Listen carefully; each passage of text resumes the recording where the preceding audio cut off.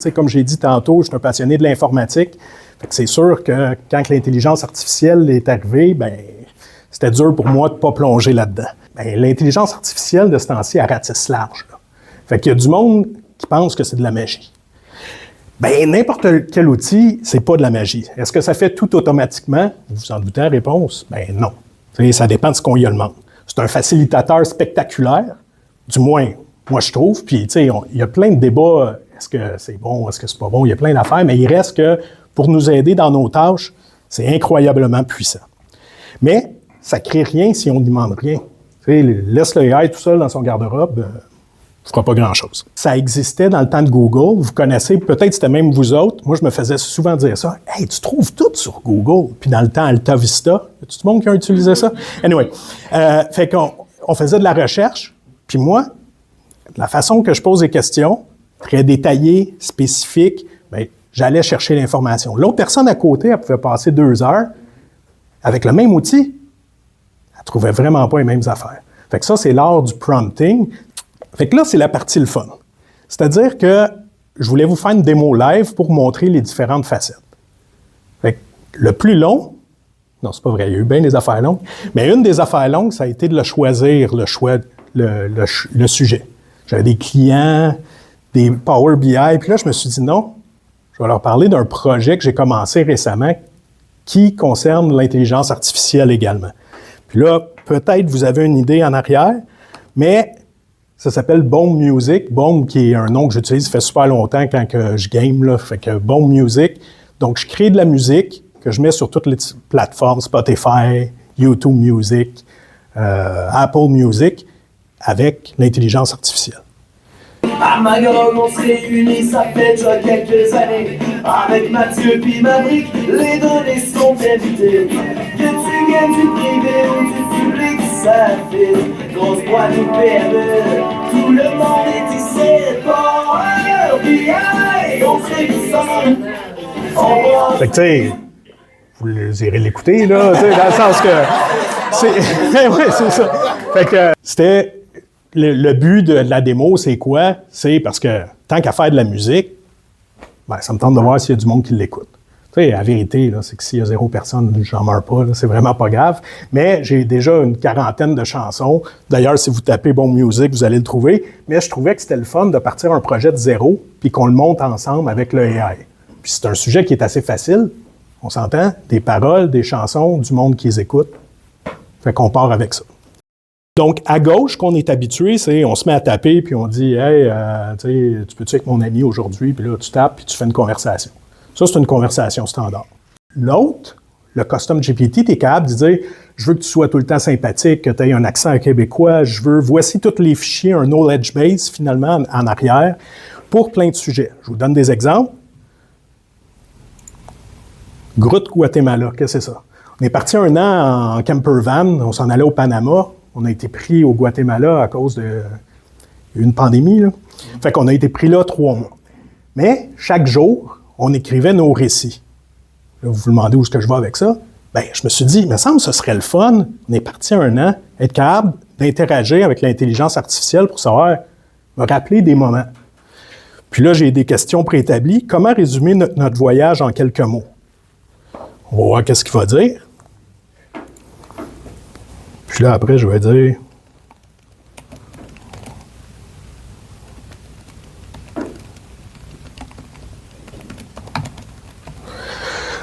Vous avez tout laissé derrière pour vivre sur la route avec Groot, votre fidèle van. Ouais, c'était le nom de notre van. Là. Fait que là, il continue. Je vais l'arrêter. Mais il reste que je n'ai pas donné de contexte. Comment ça qu'il sait tout ça? C'est que tous les textes de ce que j'ai fait, je lui ai donné en arrière. Fait qu'évidemment, vous pouvez penser à plein de cas de figure. Quand je vous dis du prompting puis du contexte, au début, là, fais-moi une démo, tu sais, ça marchera pas. Là. Fait que tu lui donnes du contexte, puis idéalement, tu lui dis même, quand que vous allez voir plus tard, des fois, je prends des screenshots parce que oui, probablement que vous le faites tout, mais il est très capable de lire une image. Fait que quand que, par exemple, vous avez des tables, vous pouvez dire « ma table se nomme telle chose ». Vous dites « pourquoi tu prendrais le temps? » Bien, parce qu'après, quand il va te sortir des formules, bien, il va te donner les bons noms. Tu n'as pas besoin de dire « ah oui, là, il m'a donné ça, fait que là, il faut que j'aille changer tel bout de code. » Non. il prend tout ce que tu lui as donné. Mais si tu lui as pas donné, il va te donner des choses exemples, entre parenthèses, puis là, c'est toi qu'il faut qu'il se casse la tête.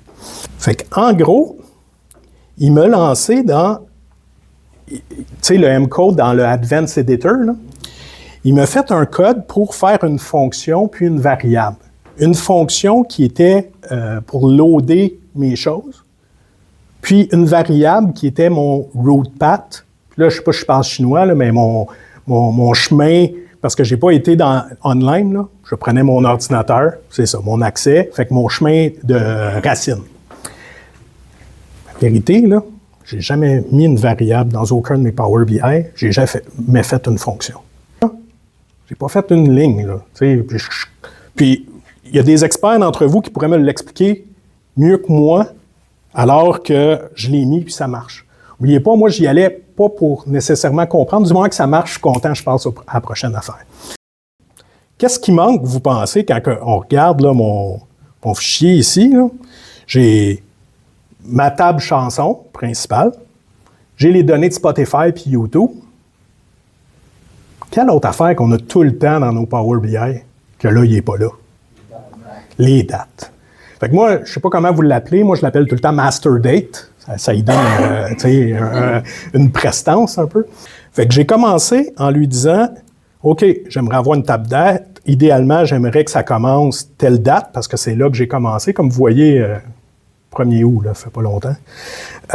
Puis jusqu'à la date d'aujourd'hui. Quand j'ai fait la requête, on était le 9. Aujourd'hui, on est le 23, 24, 25. Anyway. Fait que ce qu'il m'a fait, il m'a dit parfait. Puis là, j'aimais pas ce qu'il m'a fait du premier coup, mais il m'a dit prends ça, va dans Modeling, New Table, puis colle ça. Ouais. Et voilà, j'ai toute ma master date qui est là. Avec toutes les dimensions que je veux, avec mon année-semaine, trimestre, jour de l'année, etc., mais non écrit en français. Bon, après, j'ai changé, je ne voulais pas nécessairement l'heure, mais encore une fois, c'est pour montrer que tous les aspects de la mise en place du Power BI, il peut vous aider. Est-ce qu'il est capable de m'aider pour les relations? Fait que là, qu'est-ce que j'ai fait? J'ai pris un screenshot de la place relations. J'ai dit, peux-tu m'aider? Bien, j'aurais pu les faire. Comme je vous dis, là, on est assez habitué, là, on a une bonne idée, mais il reste qui m'a pointé dans des directions. Là. Comme vous voyez, moi, j'ai pris un screenshot. Donc, il y a tous les noms, il y a toutes les relations que j'ai actuellement. Puis, il me dit, « Hey, attends une minute, là. C'est bon ce que tu as fait, parce que vous le savez, là, il essaie de nous encourager tout le temps. Là. Ouais. Ah ouais, je suis tout le temps bon. Là. Fait que tout ça pour dire qu'il me dit, c'est bon, mais sauf que tu as relié Spotify au release date. Mais toi, c'est pas plutôt la date de visionnement que tu veux analyser? Ben oui. Ben colique. Je le change. Piste d'analyse. C'est quoi les pistes d'analyse? C'est qu'est-ce que tu penses qui serait intéressant d'analyser?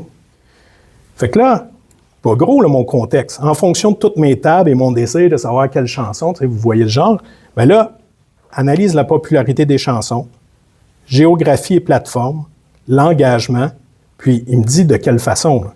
Comparaison entre chansons, la temporalité, cross-data créatif. Là, il faudrait que je lise c'est quoi, je ne suis pas sûr de ce que ça veut dire.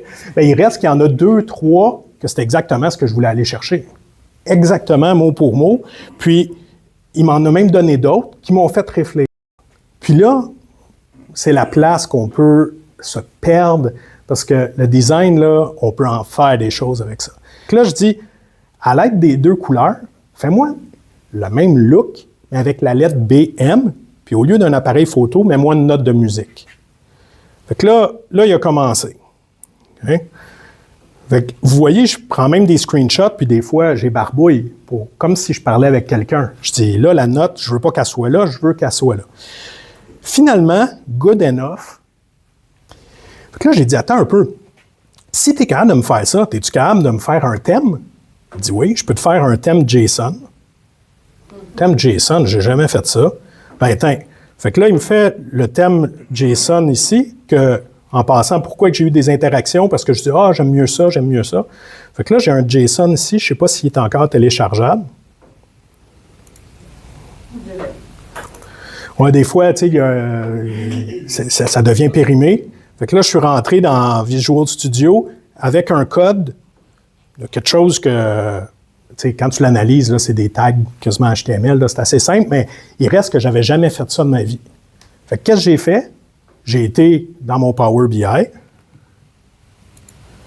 j'ai fait View, ici, Browse for Teams. Puis là, il me demande un JSON, j'ai été le chercher. Fait que le logo qui me fournit, puis le JSON que j'ai appliqué, qui me permet d'avoir une certaine cohérence avec mon logo. Super content. Code complexe maintenant. Là, ça m'a quand même assez impressionné. Là, vous dites, « Hey, c'est fou ce que tu as dit. » Oui, c'est à cause que j'y ai donné la structure d'une des chansons pour qu'il puisse avoir une référence. Parce que mon objectif, c'est que j'aimerais savoir le nombre de mots puis de lettres que j'ai pour chacune des chansons. Étant donné que mes chansons, je marque intro entre crochets, puis plus tard, je marque chorus, bien, ça compte pas comme une parole. Puis les virgules, puis tout ça. Fait que là, j'aurais pu, il y a des outils qui calculent, tu mets le texte ou même Word, tu es capable, mais je voulais, encore une fois, comme on disait dans l'autre présentation, mon but, c'est de ne pas toucher à mes fichiers sources. Mon fichier source, j'ai la parole. Bien, je veux qu'à partir de la parole, il le calcule. Pourquoi pas en Power Query le faire? Fait que lui, il me dit, parfait, fais tout ça en Advanced, pas Advanced Editor, tu ajoutes une colonne, là, une colonne calculée, tu y copies ça, j'ai mon nombre de mots et de lettres. Là, si je vais le voir,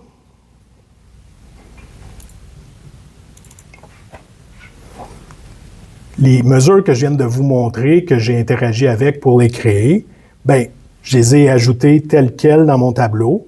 Puis ce que ça me permet de faire, c'est de faire des stats là-dessus, justement. Avant de voir les stats elles-mêmes, c'est que si je vais dans mes chansons, puis là, désolé, on retourne en mode miniature, là. Fait que là, les fameuses mesures qu'il m'a faites, il m'a ajouté le nombre de mots, nombre de lettres, les mots complexes, puis le style résumé. Donc, des choses que moi-même, tu sais, j'aurais peut-être pas pris les mêmes chemins, surtout le if pour chacun des styles, ça n'aurait pas été celui que j'aurais pris, mais il reste que ça fonctionne. Au lieu d'utiliser Power BI, j'aimerais te fournir des fichiers puis te poser des questions. Fait que là, j'y ai donné les fichiers, juste pour être sûr qu'il y ait les données à jour. Puis je dis, fais juste m'afficher le titre des 43 chansons, mais ça. Peux-tu m'afficher le top 5 des chansons les plus écoutées? Là, il dit qu'il manque quelque chose. Bon. Ah, il les a ici. Après, parfait, calcule le total YouTube et Spotify et génère-moi un visuel. Fait que là, fais-moi un pie chart. Fait que, puis là, nous autres, on est très frileux à la qualité des données. Encore plus à ce qu'il dit. Fait que pour nous, c'est sûr que il y aurait beaucoup de tests à faire pour être sûr que c'est super bon. Mais sinon, je voulais vous montrer aussi le résultat à la fin, ce que ça a l'air. Là, je l'ai grossi un peu. C'est qu'au final, bien, performance globale, la première affaire qu'il m'avait suggérée, bien, il y a 265 personnes qui ont écouté sur YouTube, 2000 sur Spotify, puis par semaine, ça ressemble à ça. C'est là, sur YouTube, je n'ai pas cette information-là sur Spotify, mais c'est 75% de la France. Aucune idée c'est qui va là et pourquoi. Mais bon, tant mieux s'ils ont du plaisir à écouter la chanson que j'ai faite pour ma sœur. Ensuite, ça c'est par chanson, donc performance par chanson, le nombre d'écoutes, le sujet, écoute par sujet. Le plus populaire, c'est les vieux gamers. Ça, c'est ça, un autre projet que j'ai, où ce que je stream pour du gaming. Les voyages, la famille, divers. Ensuite, création globale. Là, j'utilise, c'est quoi les mots qui reviennent le plus? Le fameux pourcentage de complexité. Là. Mes chansons sont 3,6% complexes. Je m'en fais pas trop avec ça. Là. Comme vous avez vu, c'est une règle inventée. Là. C'est pas grave. En moi, j'ai 9500 mots. La langue des chansons, principalement en français, anglais, espagnol, portugais. Sujet des chansons, là, c'est pas au niveau de l'écoute, c'est au niveau du nombre créé. Fait qu'un pourcentage un peu différent. Puis création par chanson, donc chacune des chansons, combien de mots, combien de lettres, c'est quoi le style, etc. Alors voilà. Super. Fait que fini. Merci beaucoup. Merci.